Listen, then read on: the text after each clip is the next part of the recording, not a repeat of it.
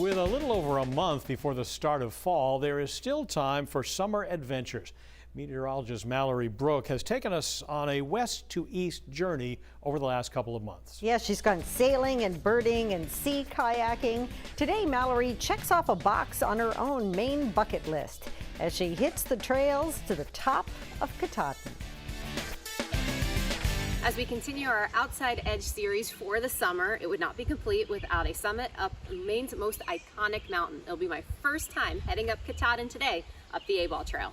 Rise and shine from the New England Outdoor Center. We laced up our hiking shoes and departed the cabin at 5:15 to meet up with our guide Tally, who recommended A-Ball for our ascent today. It's just like on the shorter side of things. It doesn't make for such a long day, and you kind of get a little bit of everything. You have a small portion of switchback, you have, the first part where you start off and it's a slow incline, and then you really have like a little bit of some scrambling and a touch of bouldering. Having a registered Maine guide for the first climb of Katahdin adds a level of security. We're talking nutrition, hydration, safety, but also mentally.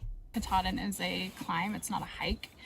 So the endurance piece is really difficult. The physicalities of that is really difficult. And so when you have somebody with you that knows the way and knows where you're going, it's just another level of comfort. We began just before 7 a.m. with roughly 3 liters of water each, lunch and snacks from NEOC, allowing for frequent water and nutrition breaks, and of course moments to take in the surroundings.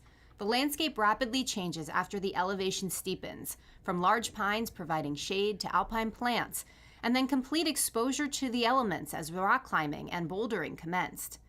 Clouds rolled over the summit, obscuring it intermittently, but it was just after 11 a.m. that we summited Maine's highest peak and the terminus of the Appalachian Trail. Our total hike time was about 8 hours. The difficulty of hiking Katahdin at a young age is what inspired Tally to become a guide. After growing older and hiking this so many times, I realized that it's like this for literally everybody. And so to be able to hike this and have this in my backyard, I was like, it makes perfect sense to become a guide so that I can continue to help myself get up there, help people get up there. And Katahdin provides some humbling life lessons. It's something much bigger than me. And there's, just stuff out there that's so much bigger than us that we don't have to necessarily conquer all the time.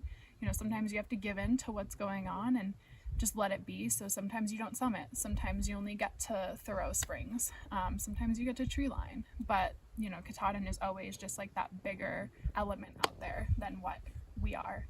For the Outside Edge, I'm meteorologist Mallory Brooke.